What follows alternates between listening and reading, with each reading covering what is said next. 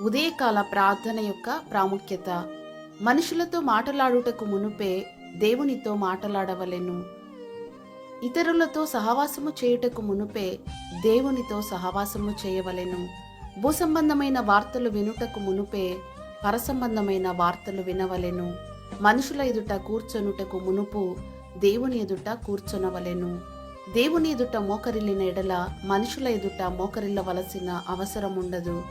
శరీరమును పోషించుటకు మునుపే ఆత్మను పోషించవలెను.